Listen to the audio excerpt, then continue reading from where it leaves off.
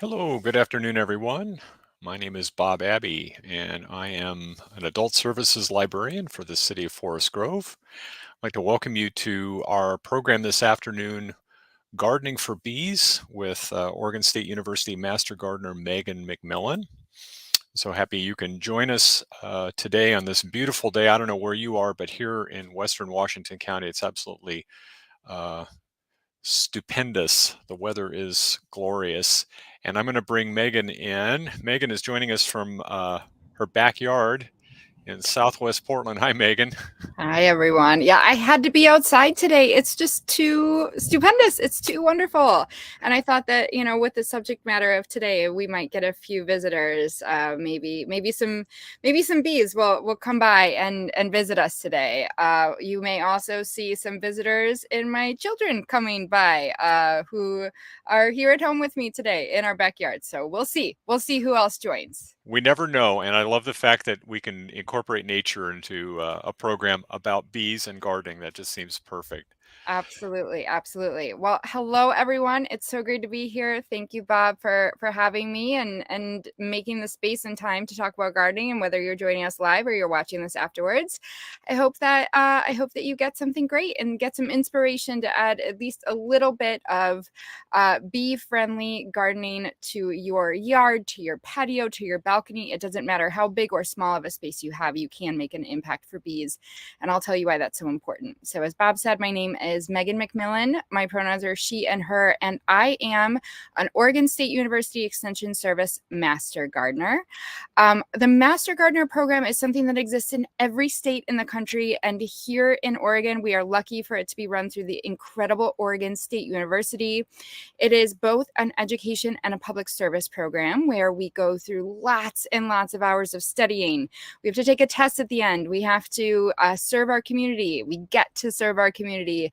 And then we become an Oregon Master Gardener. And to remain certified, we have to remain educated in evidence-based, science-based tactics for taking care of our yards and our plants and our animal friends that are our neighbors. And we also get to continue to serve our community. So it's a great way for us to get involved, to give back, doing something that we love. So there's lots of Master Gardeners. They may even be your neighbors. And I am one of them if you are here in Washington County. Today, I'm going to talk about gardening for bees. And I'm really excited to share this one with you because, as I said, I think that anyone can make an impact and it's really important. So let's think about gardening in general. When we're gardening, we're constantly making choices. Where do I want to grow my tomatoes this year? What kind do I want to grow? Should I plant sunflower seeds with the kids? I see aphids on my roses. Should I spray? Should I not spray? So today we're going to talk about adding another gardening situation, consideration, a choice that you can make. And that is thinking about how the choices that you make in your garden affect bees, which are very important. So first, let's talk about, what are we talking about when we talk about bees here? Because there's often confusion among, for what is a bee and what is not a bee. So let's look at what we have on the screen right here. Up in the top corner, you see a yellow jacket, and then next to that, a bald-faced hornet. And then in the lower left-hand corner, the syrphid fly. And those are not bees. That's not what we're talking about today. Here's how you can tell the difference. So you can see on a closer look that yellow jacket, that wasp, it's much more slender. It has a skinnier body, abdomen and thorax and body. So it's much, much skinnier. The bald-faced hornet, if you look closely, it's just not the right color. It's more black in a very pale, almost white color. And then the syrphid fly, you can see it doesn't have the long antenna, and it only has 2 wings instead of the 4. So they are different, even though from maybe far away they look the same. But the most noticeable difference, and this is how you can really tell the difference between the two, is that bees are fuzzy. You can see that fuzz on that bee, while the others are smooth. So today we're going to focus on bees. At the end of the program, I'll share a little bit about, wasps and how to deal with them and how to tell the difference. But today I'm just going to be talking about bees. So why should you care about bees? Basically, if you like to eat, you should care about bees. Perhaps you have heard this already, but bees are some of the very best pollinators for the food that we eat, vegetables, fruits, grains. Their contribution adds $14 billion to our economy. Of course, they produce honey as well, which is delicious. We eat a lot of honey in our house with little kids around. But the most important thing is all of those other foods. So apples, almonds, you name it. If it grows, it benefits from pollinators and it benefits from bees. And I know you may be tuning in from Western Washington County, in more rural parts of the county. And when you're driving around on country roads along farms, you often see big stacks of boxes, and you might wonder what that is. That's probably bees. So farmers, especially those who are growing food, will actually bring in colonies, bring in hives that are big stacks of boxes and have them next to their fields and take care of them as they're taking care of the fields, because it all works together, and they rely on those bees so much to pollinate. So if you're ever wondering what those boxes are, those are bees. We need them to eat. There are thousands of different kinds of species of bees here in the US and across the world.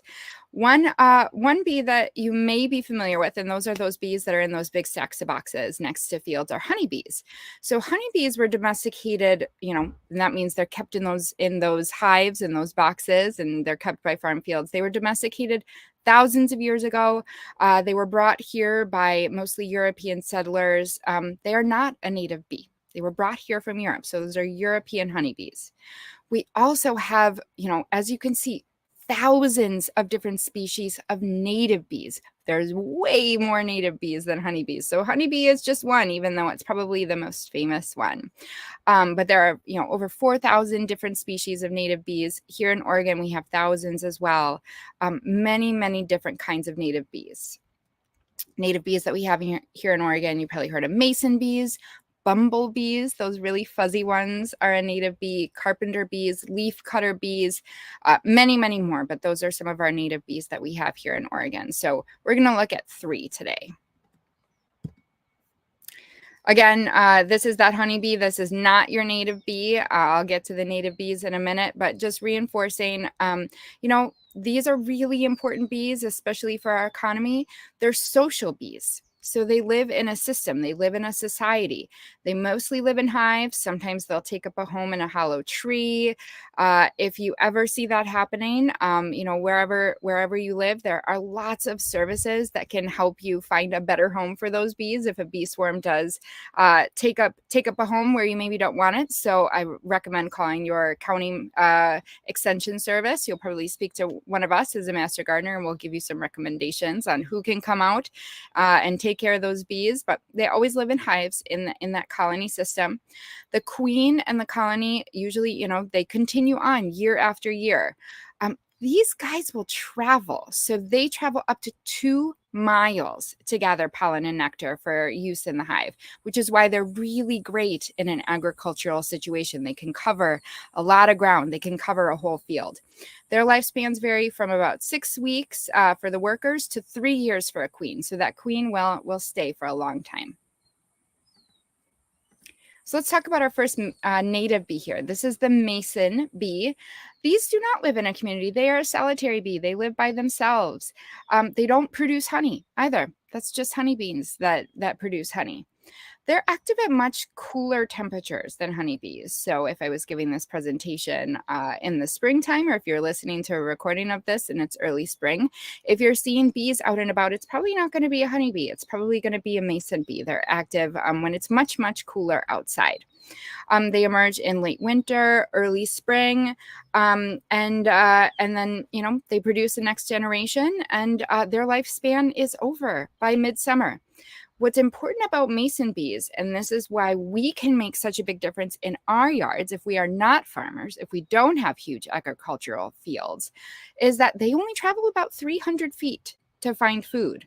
And so, if you think about that, that's not that far. That's from, the parking lot of your apartment building to your balcony. It's from one end of your yard to another end of the yard. It's from, one side of the street to another side of the street. So we can make a really big difference making sure that we are growing something that's food for these native bees, because they're not going to travel as far.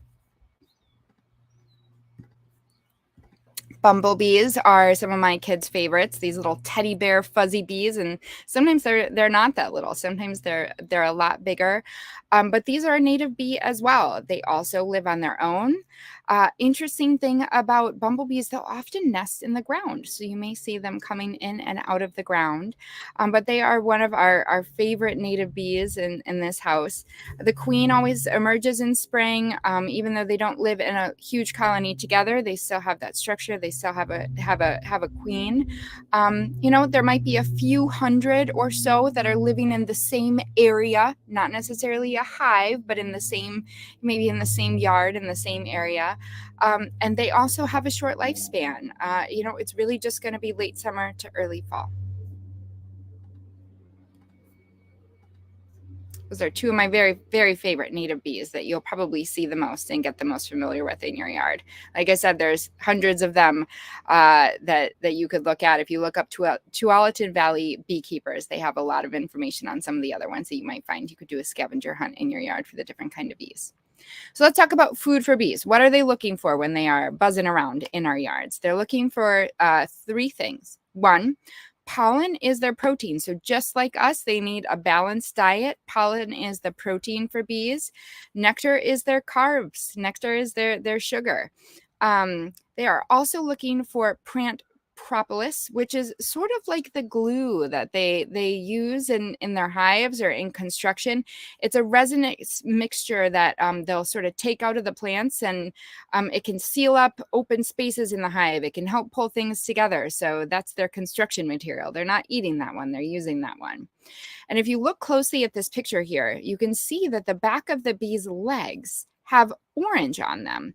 And that's not actually part of the bee. That is pollen on the back of that bee's legs. So that's actually where they store it. So it's really fun. In the beginning of the morning, you might see bees. And if you look really closely, you won't see that. But by the end of the day, you'll see that they really packed on sometimes quite a bit of pollen on the back of their legs. So that's what they're looking for when they're flying around. But they do need some help. Why do they need help? Bees, both native and non-native, are in big trouble. One of the biggest reasons is pesticide use. I know that there are a lot of different pesticides you might see an advertisement for, and it says that, it only kills one kind of insect or one kind of thing. But the truth is, poison is poison, and I wish that it was that specific. But if it's going to kill an ant, if it's going to kill a wasp, it's probably going to kill a bee as well.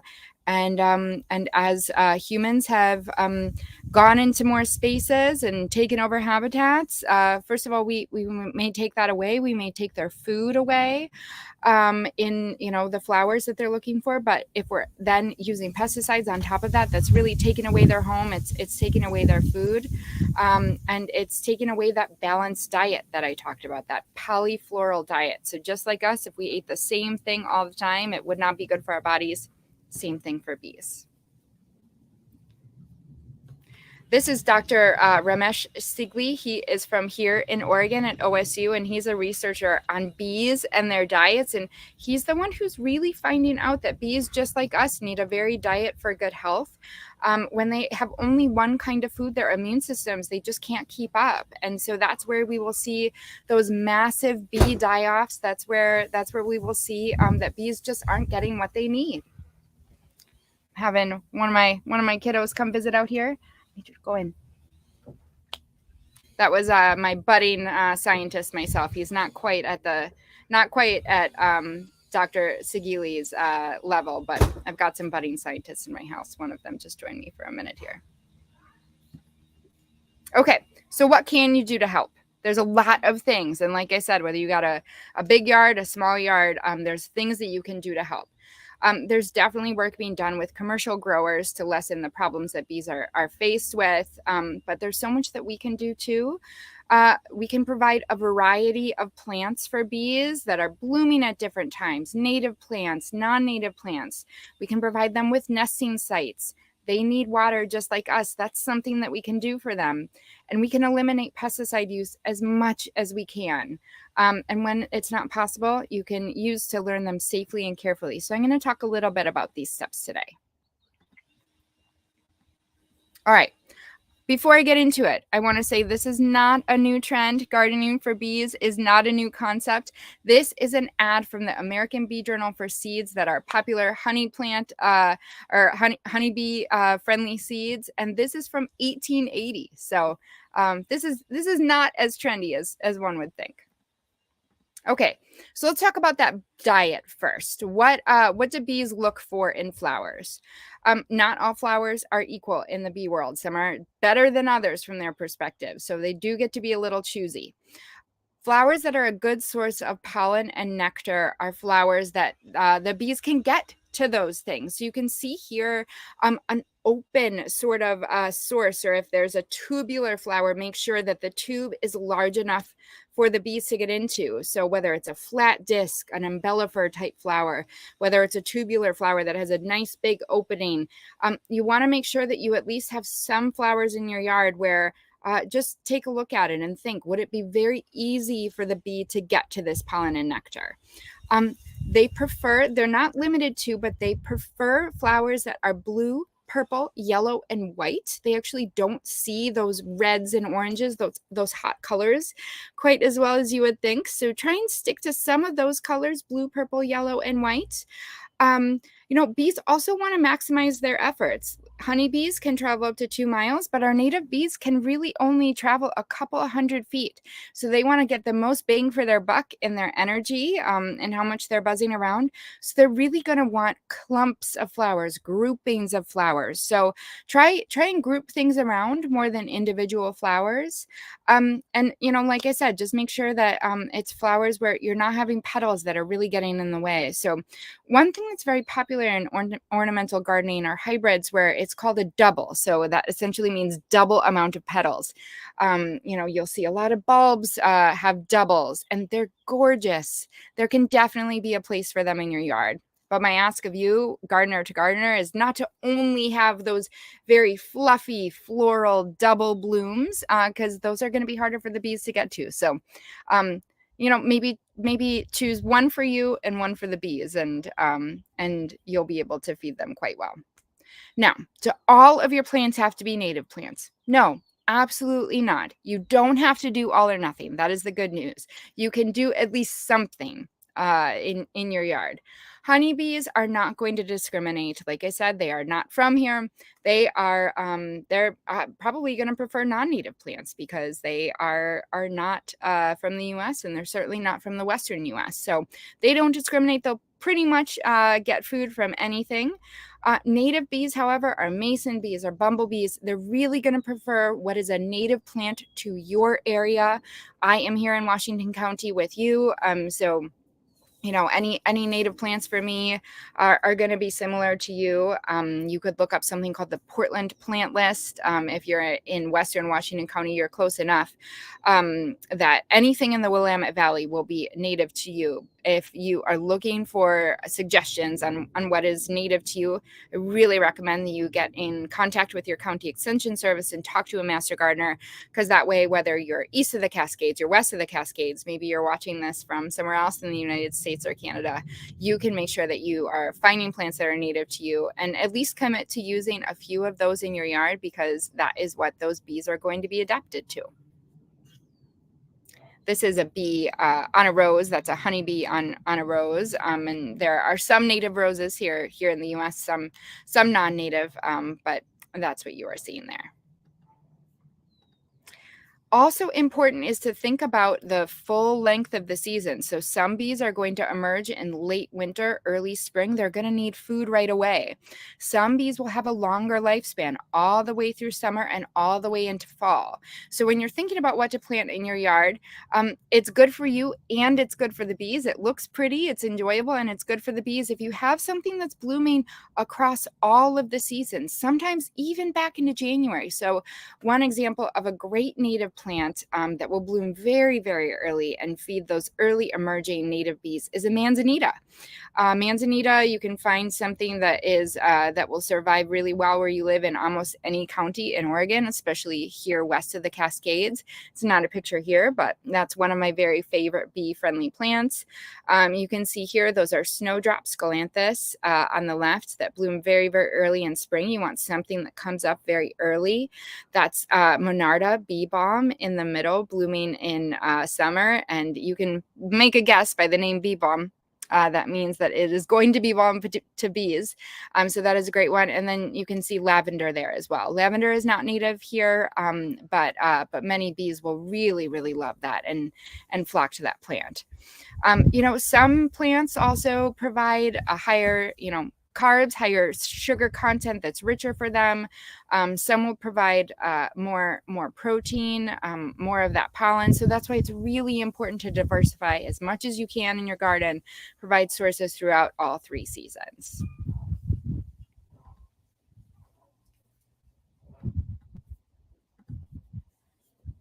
Let's look at some examples of some early season plants. Like I said, a manzanita, which can certainly grow into a tree, maybe more of a shrub, is a great one. But trees in general, do not discount them as food for bees and other pollinators. It's actually one of the very best sources, because think about the scale of food available that you can achieve with trees. So apple trees, willow trees, there are many maples, some native that actually flower.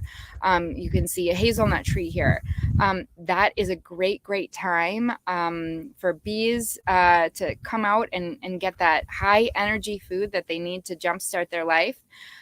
Some agricultural crops, especially our apples, are starting to bloom at this time. That's when orchards are starting to bloom. But native trees and shrubs are also bursting into bloom in the spring. So if you can have one tree in your yard, consider it to be a sort of all-season tree, something that flowers, something that has lush green growth in the summer, something maybe that has wonderful color in the fall. But something that flowers in the spring is going to be really, really wonderful, especially a fruit tree. Then you get the added bonus of having something to eat for you as well. If you don't have a ton of space, consider something called a columnar apple tree or grafted apple tree. That's that picture at the top. There's a mason bee on that. If you look really, really closely, that picture is actually taken of a tree that is at the Washington County demonstration garden. It's grown in a half whiskey barrel, so you don't even need to necessarily have a yard. You might have a patio, and there are fruit trees that you can grow in that small space. Definitely recommend something more like a pear or an apple that's going to be very, very happy in this climate. Here are some other early season plants that will come out early. Again, that galanthus that I showed before, those snowdrops, they're some of my very, very favorite. If you think about it, that little bell shape, it's very open at the bottom, so it's very easy for the bees to get to the food. Bluebells, I see them quite a bit. There's many in my yard that volunteer themselves all over. A crocus is an early emerger, and you can see that fuzzy bee has all sorts of pollen all over themselves. Bulbs are very easy to plant. You just pop them in the ground. They're very easy to care for. They're, for the most part, pretty disease resistant. They may spread on their own. But these are great options for bees, great options for you as well as the snow melts. If it snows where you are, or if those gray, dreary Oregon days are coming, those can really brighten those days. Speaking of spreading, one note on Spanish bluebells, as I mentioned, I have quite a few in my yard, and they volunteer themselves all around, and you may enjoy that, but just a tip, if you do want to keep them to one area or the other, you're going to need to trim them about twice a year. So after they've bloomed, before they've seeded out, so before that flower has sort of died down, make sure you cut off the bloom stalks above the foliage right then, and then remove the foliage after it sort of turns yellow to tidy it up. Your bulbs will still multiply, but they'll stay in clumps a little bit more if you sort of cut off that signal to the plant where it's giving more energy to the plant to spread. So you want to control the bluebells in your yard. That's how you do it. Shrubs are also great, no matter what size of yard that you have, or patio or balcony. I guarantee that you can probably find something there. You'll get a lot of love out of shrubs, both for you and for your yard. Pieris are very common sort of yard shrubs. I have a few in my yard that the bees love because those flowers come out very, very early. Heathers really brighten up a yard in the winter, and Oregon grape is one of the very, very best native plants that bees love, but it will also add a lot to your yard. Those cheery yellow blooms in the spring when it can still sort of be dreary days, and beautiful, beautiful color. You can see there's some pollen on the back of that bee on the heather as well. Just a few ideas for you. Okay, a few more. If you are a vegetable gardener, if you are growing in the ground especially, you may have heard of cover crops. And cover crops are something that you can plant that will feed your soil, usually putting nitrogen back in the soil, especially anything in the legume family like those fava beans or field peas. It's something that you can seed. It will grow from seed over the winter time, and then you dig it in and in the springtime, and it will add a lot of nutrients back to your soil. But if you let those cover crops go to seed, they're actually really, really wonderful for the bees as well. They especially love clover.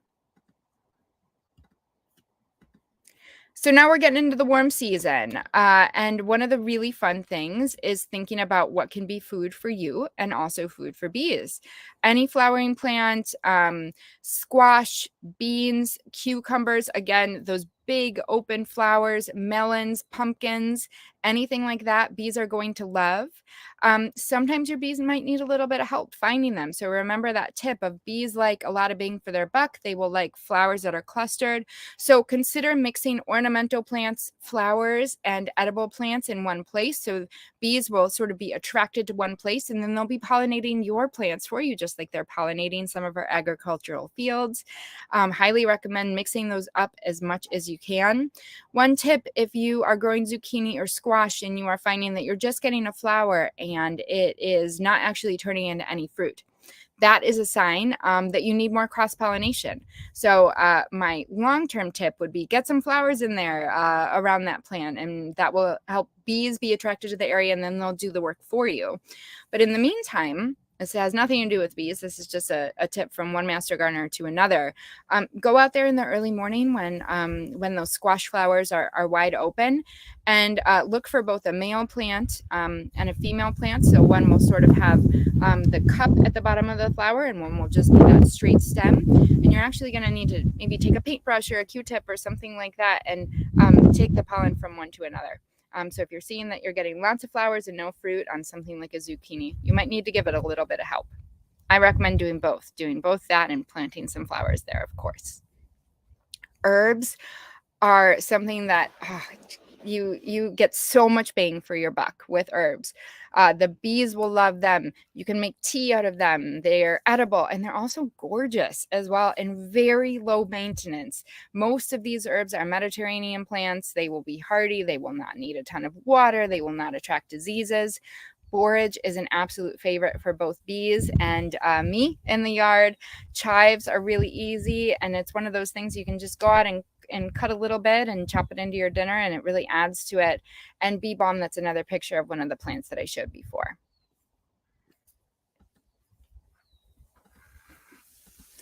Annuals, that just means a plant that just lives for 1 year. So annual means it just lives for that 1 year.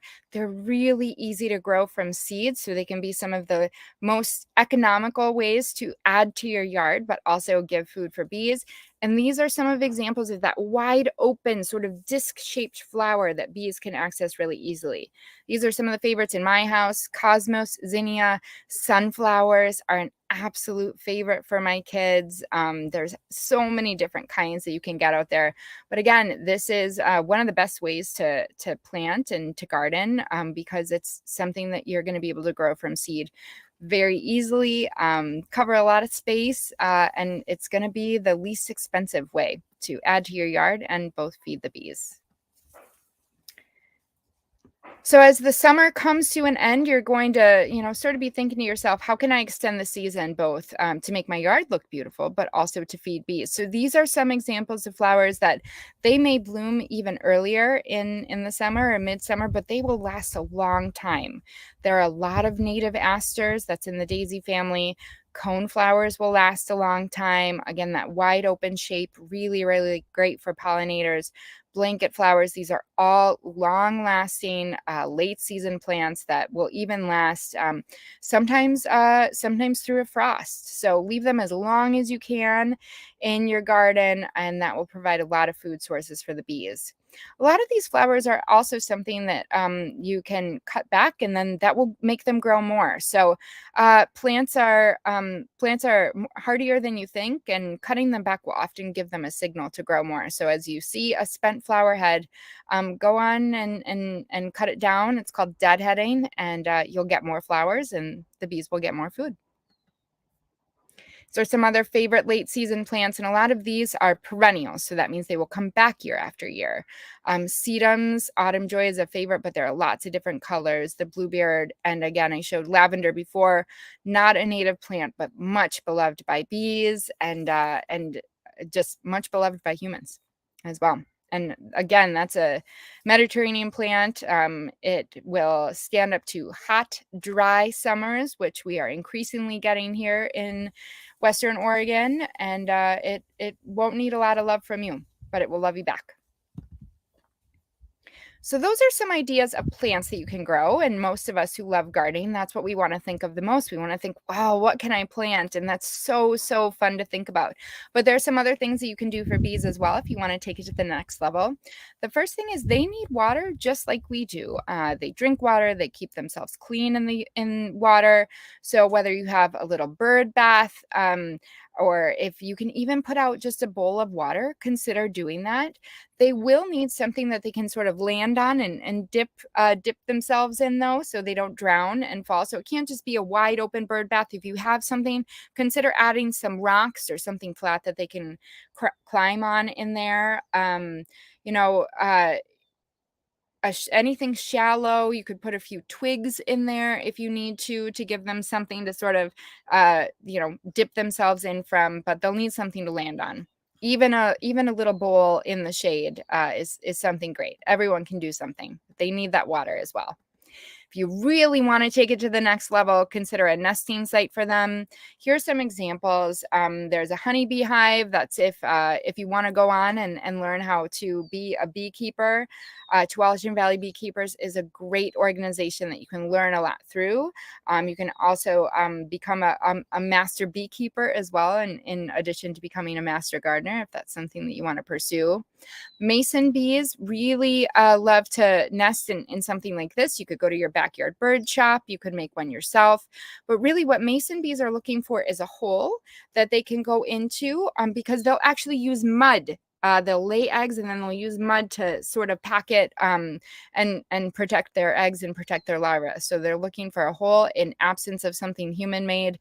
They may do that in the ground. They may do it in a wall of stones or something like that. But the reason that they're called mason bees is if you think of masonry, they're using mud to pack things together, to pack holes together, just like we pack bricks together. That's why they're called mason bees. Bumblebees will often sort of do the same behavior in a box or in the ground as well. So that's why it can be really important, even if you're not going to create a nesting site like this and you're not going to bring something in, with a lot of bees, especially that live solitary or they live in the ground, leave some area of your yard undisturbed, especially under trees, under shrubs, under bushes, because they may choose to make that their home. So, this is my invitation to you to have your yard be less perfect. There's an example there of some bees that are nesting in the ground. So you can see in the upper right-hand corner, bumblebees will sort of nest in the forest. So again, that under trees, under shrubs. Like I said, mason bees need mud. So, really consider just leaving some areas a little bit more untouched, a little bit more imperfect. That will be better for the bees and probably more enjoyable for you. If you do have a lawn, clover and dandelion, they're not necessarily a bad thing. They're only weeds because humans determined that they were weeds and that they were a pest, but they're great food for bees. I invite you to mow your lawn a little bit less, and most importantly, try and eliminate pesticide use, or if you do need to use it, really, really be careful. Follow all the directions on the box or on the bottle. They are there for a reason, and try to use pesticides at a time that the bees are less active. So when the sun has set for the day and they've gone to bed, they do go to bed and they rest when they've gone to bed for the day. I'm having one of my budding scientists join me out here. All right, so let's go over what we just talked about. Gardening for bees. The most important thing that you can do is provide them food. That's going to mean a diverse plant palette. Make sure it's nectar rich. It's easy for them to get to. You've got something blooming every season for them. That's going to be great for your yard. It will be beautiful, but also good for them. If you can provide water and a home for them, that is great. And what's great for you, leave some things imperfect, leave some things untouched, and be really, really careful if you're going to use pesticides. So that's what I wanted to share about bees. I do want to share a little bit about wasps. I showed you the difference between how they look from bees, and that sort of cheat sheet is, are they fuzzy or not? If it's fuzzy, it's probably a bee. If it's not, it might be a wasp. But usually if I'm doing this live in person and I'm getting questions, one of the first questions that I get is about wasps. So I will address some of those questions up front here. Yellow jackets, paper wasps, they can really be a pest in our garden. Usually those calls start to come in late summer or early fall. That's when they really start swarming our backyard barbecues and our food. So to understand why we normally get those calls as master gardeners in the late fall and in the late summer and early fall, share a little bit more about their life cycle. So adult wasps, just like bees, they do feed on nectar and pollen. But what is different is that they feed their larva protein. They feed their larva meat. And so if you think about the life cycle, they're laying their eggs in the earlier season and in midsummer, and those eggs are hatching into larvae to then mature later in the season. So sort of late summer, early fall. And so that's when you're going to see those wasps start to swarm your backyard barbecues, because they're not going for the sugar. They're actually going for the protein. They're going for the meat because they want to feed it to their babies. Bees are vegetarians. They're not going to do that. They may get curious. They may come around you, but they're not going after your food the way that wasps are. So that's why wasps are doing that. If you want to control them in your yard, there are a few things that you can do. What I do in my yard is I just get a really simple wasp trap. You can get them at your local home improvement store. You can get them at an online retailer. And usually it will be something where it's sort of a plastic trap where they can go in, but they can't get out. There will be little formulas of things that you can mix. For mine, it's a combination of vinegar and sugar. No other bugs seem to be very interested in it, but early in the season, before they've laid their babies that they want to feed that meat late in the season, that's going to be the time to put those out, follow the directions on it, and that will trap those wasps, so you'll usually and hopefully have less of them as the season goes on. Here's just some pictures again, so you can see how wasps and yellow jackets are really different from bees. They're not fuzzy at all. They're going to be that longer, slender body, and sort of those, menacing stripes that you're going to see in a more distinct pattern than the fuzziness that you would see on a bee. Here are some examples of what their nests look like. So it's worth walking around before you have a nest get very large and out of control. In the eaves of your home or your balcony, maybe under a deck, that's where you'll often see something like this start. And it's good to nip it in the bud before you get a large colony. If you see something like this in the bottom left-hand corner, occasionally you'll see them dig quite a large hole, and you'll see them going in and out. So that that is something where you just want to take care of that as soon as you can. And if you need professional help, this is one place to call it in, because you do not want to mess around with a large developed wasp or yellow jacket nest. So I want to give you some resources. Whether you're watching live and you have questions, or watching this as a recording, you may say, okay, that was really helpful, but I have so many other questions, or I want to learn about, other plants for pollinators. I want to learn about vegetable gardening. I encourage you to go to metromastergardeners.org. That is going to be a resource for you if you live in the 3 counties of the Portland metropolitan region, Washington, Multnomah, and Clackamas County. We sort of all band together because we are gardening in the same microclimate here. We have events that you can come to. We have resources. We have, mostly free events. And that's also how you can get in touch with us. You can ask us any question. We are a public service. We are here for you, whether it is pest related, whether it is plant related. You can call in and get free research-based, evidence-based advice. We love it when you send us pictures and can really, use us as consultants to sort of figure out what's going on in your yard. But we are here for you as a free resource. And this is the best way to get in touch with us, is metromastergardeners.org. If you want to learn more about bees, I mentioned Tualatin Valley beekeepers. They helped to develop this presentation. So if you are here in Washington County, that's a great local resource for you. But there's also an Oregon State Beekeepers Association. And there, like I mentioned before, is a master beekeeping program. So just like becoming a master gardener, you can go through an education program. You will get certified at the end. You will provide community service back to your community. But that is a great way to become an expert in this and be able to give back to your community at the same time. Like I said, any other questions that you have, that's what we are here for. So I encourage you to contact us. There are master gardeners in every county here in the state of Oregon, thanks to our partnership with Oregon State University. And if you're watching this from somewhere else in the US or Canada, there are likely master gardeners where you are as well. We are here for you as a public service. And I'm really, really glad that you spent some time with me in my backyard today. I hope I inspired you to add at least a few bee-friendly plants to your yard. Know that every little bit counts. And like I said, whether you have a patio or an acreage, you can help feed the bees, and it is worth doing so. So I will go back to Bob, our librarian, to see if any questions came in the chat. Thank you, Megan. Man, I was taking notes like crazy.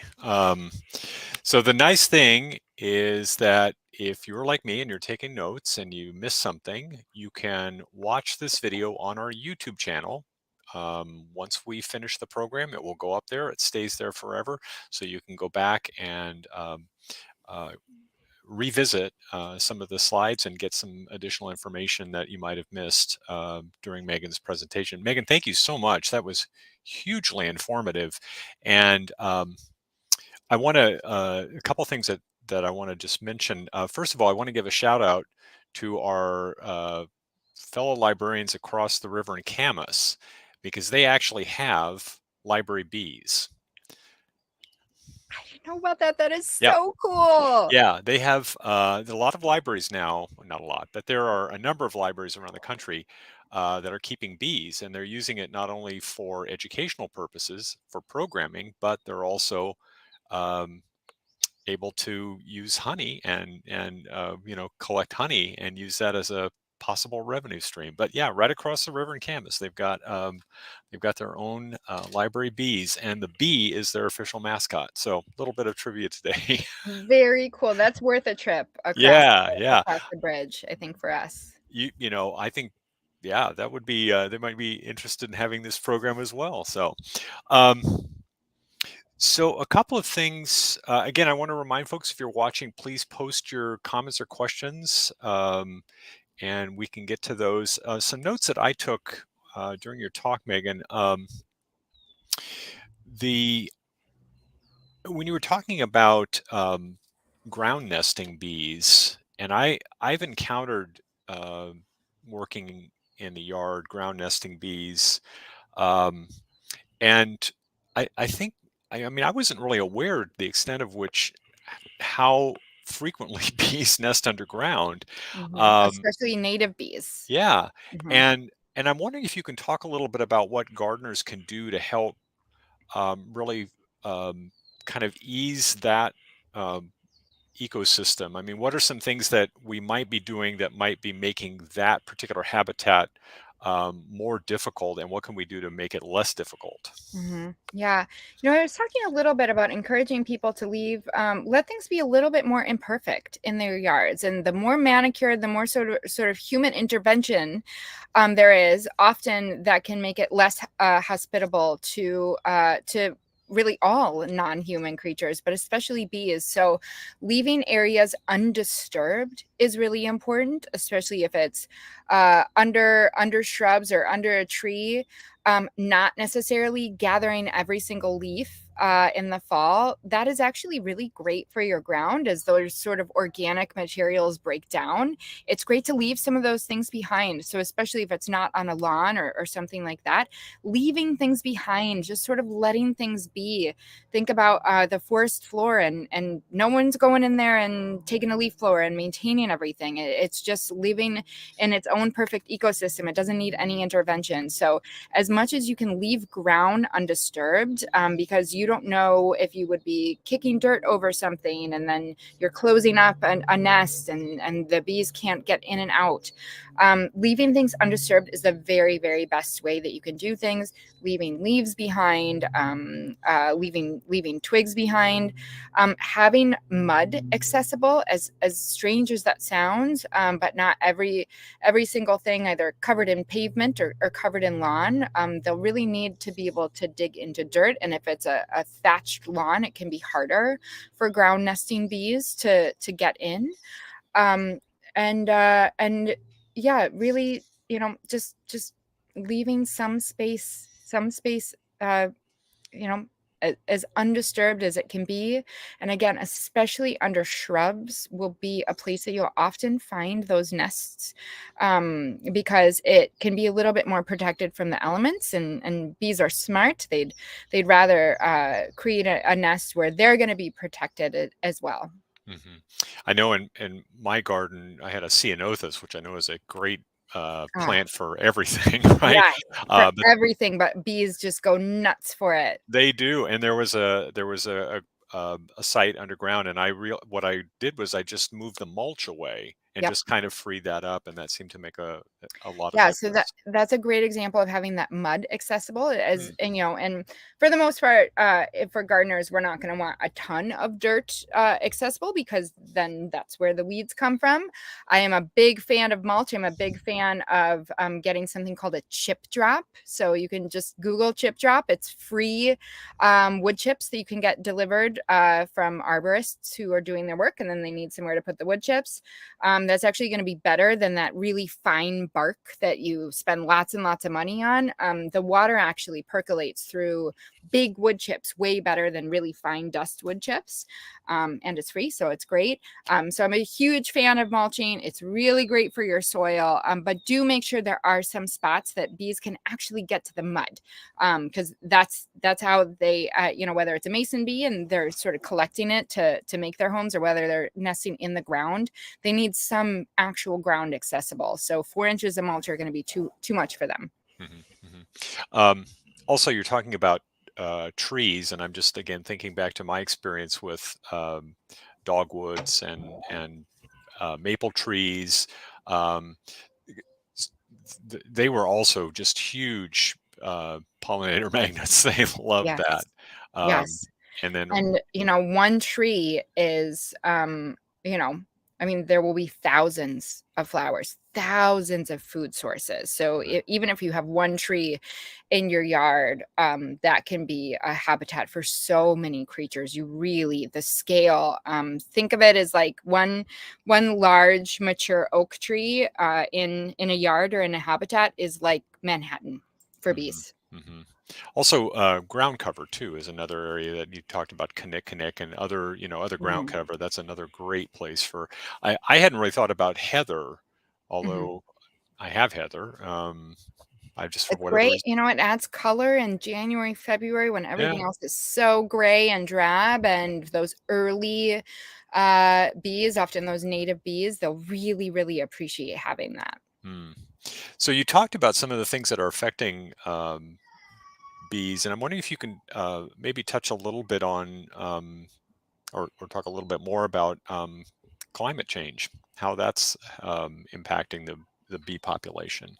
Yeah, I mean, certainly, especially for our native bees that are not used to it being so hot, it can make an impact on their reproductive life cycle. It can, maybe catch them off guard in terms of especially high heat events that we've been experiencing here that could kill off entire populations.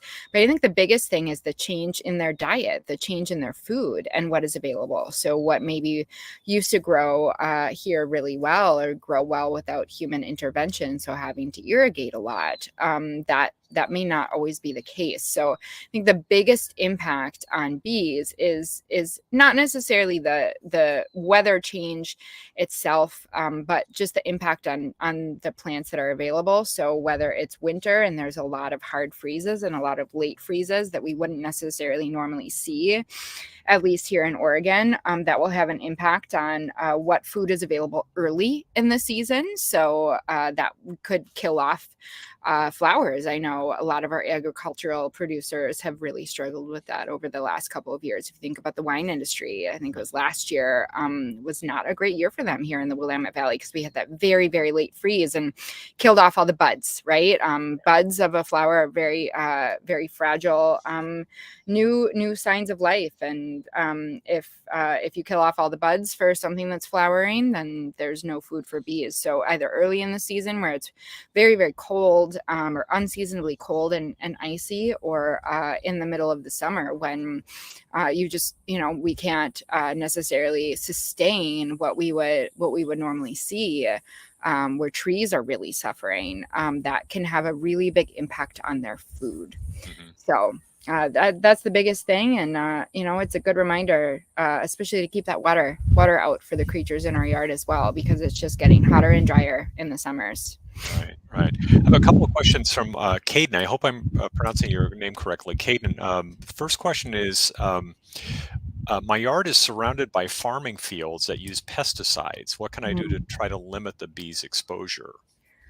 Oh, that is so hard. That is so, so hard. And without giving advice on getting involved in your neighbors, I would say, there are certain things that you can do in your own yard, especially limiting use of pesticides. You'll be surprised at how smart the bees can be in finding a safe haven in your yard. But I would also consider adding some sort of windbreak around your yard as much as you can. Adding any sort of shrubs, lines of shrubs around your yard to sort of, stop that wind, because really the pesticides, are you'll be able to stop them blowing into your yard as much if you have a really, really awesome hedgerow. I've seen awesome presentations on local hedgerows. If you Google it, or if you call us at the Extension Service, we can recommend plants that will be quick growing, easy to grow. But you could create a safe haven in your yard by creating a hedgerow, and then putting as much bee friendly plants and food as you can in your own yard, and you'll be surprised at how smart they get, and how much you're able to do, even if it's one yard in the middle of agriculture. And I would say for us as consumers, my hope is that the more that our shopping behaviors show that we want to eat organic foods that are grown without use of pesticides, the better. And, that will encourage farmers to adopt those practices as well. Hmm. I like that message, sort of, this is where you want to go. You want to stay away from that place over there. That's not good, right? Mm-hmm. Mm-hmm. Um, Mm-hmm. Caden also asks, and this I think maybe kind of gets to this idea about how you train bees, or how you can kind of develop that pattern. If I were to make homes for mason or bumblebees, would they come on their own, or would I have to get some to populate the area? I will say they will probably come on their own. It depends on maybe how isolated you are, but I live in more of a, I guess you could call, like, suburban neighborhood, and more of the populated part of Washington County. And I built a bee box I don't know if my internet will keep. Maybe I'll try and walk around the corner of the yard and show it in a little bit. I built a bee box. I did not go and get any larvae. The bees found it on their own. So I would say, you could always do a mix here in Western Washington County. Place that you can go for mason bees is the Backyard Bird Shop. There's a lot of different places you can go. You could certainly do that. But my guess is, especially if you create a great home, has some water available, it has mud available, it has food available, I think those bees will find it on their own. At least give it a try. Megan, you also talked about kind of the creating an ecosystem that both benefits bees and humans, right? And I'm wondering if you can talk a little bit about other species. Is there a way to kind of widen that out and to create a space that might also be beneficial to bees and birds, or bees and other other life systems that come into our gardens? The best way to determine whether your yard is a healthy environment, is a healthy ecosystem, is whether you are seeing birds and hearing birds or not. The importance of birds on our habitat and just how our entire ecosystem works cannot be underscored. Bees are so important for our food system, but bees are so important for our food system. Birds are important for the way that they eat insects. They are important for pest control. If you see a pest population get out of control, it's probably because their predators, and their predators are birds, are not supported and not keeping things under control. So birds, again, they're really going to need trees, they're going to need canopy. If you think about the layers of your yard, or the layers of your space, and making sure that you're having as many layers as you can, all the way from trees down to ground cover, you're really going to be nurturing that full sort of ecosystem, that full life cycle. And birds are just as important for your yard and for a healthy environment, and being a good neighbor to animals as they are to bees. I like that message of the interdependence and the sort of holistic nature of creating a garden. That's great. Yeah, absolutely. There are other insects that are, you want them in your yard. They're very beneficial.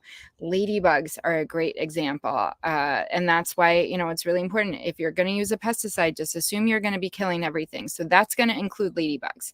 Ladybugs are so great because if you have aphids, I think I mentioned in the beginning, there's aphids on my roses. Guess who's going to eat those? Birds and ladybugs. So, just keeping things healthy as much as you can, it will benefit you in the end.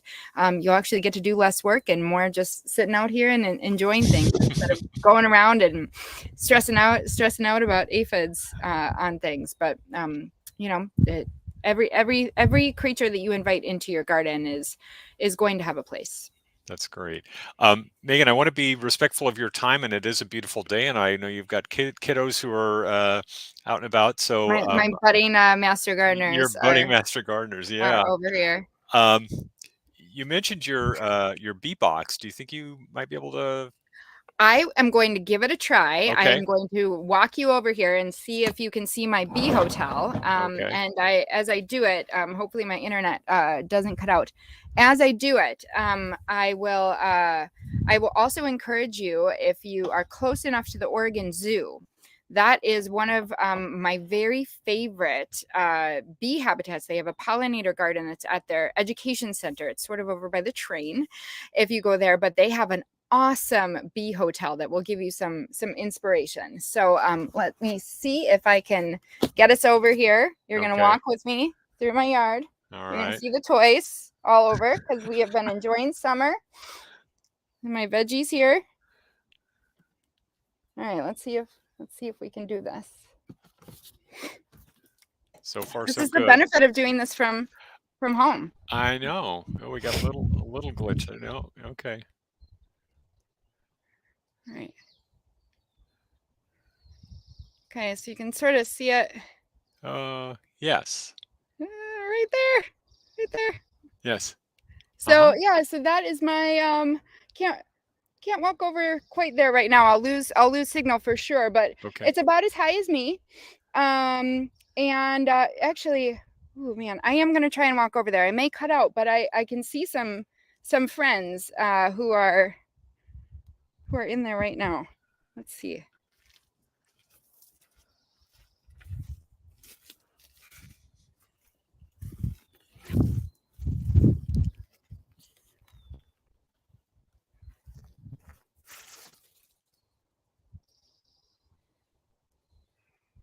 So you can see most of those holes are filled up with mud.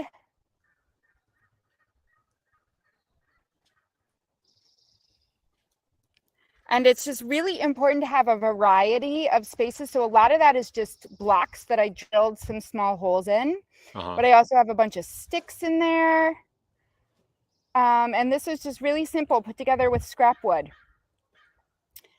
And it's I don't really have to do a lot to it. Just many seasons of friends have built their homes in there and raised new generations. That's great. Yeah, let me grab one stick here. Try and show it closely. So you can see this. I'll go back where the internet is going to work a little bit better. I am pretty far away from the house here. I'll go back in the shade. So I grabbed a stick that I had in the house, and this was just something I gathered from my own yard. But if you look really closely, you see how there's a hole in there. So I did not have to do anything for that. That's the bee working on its own, probably a mason bee or another native bee, making a little nest in there. Wow. And it's unsealed now, but that's just mud. So you could even just have a little wooden box. It doesn't have to be a whole tower. It could just be a little wooden box with some scrap wood, and make sure you're drilling some holes in there of various sizes, because that way you will give a home to lots of different bees. And then make sure there's mud nearby and some sticks in there, gather materials. It's a really fun way to support bees at home. That's awesome. Thank you so much for venturing out into the. Yeah, you bet. I'm glad it worked. I wasn't sure if it was going to work. This is a first, folks. We've never had this before, so yeah, that's great. Thank you, Awesome. Megan. Thank you again so much for sharing your knowledge and love of bees with us. And again, if you missed any part of Megan's presentation, this is going to be archived on our YouTube channel. So let your friends and neighbors know about this, and go out and make your place a bee-friendly environment. Go out and do it. Yeah. All right. Megan, thank you so much. I really appreciate you taking time out today to talk with us. Thanks, Bob. Happy summer, everyone. Happy summer. We'll see y'all later. Bye-bye.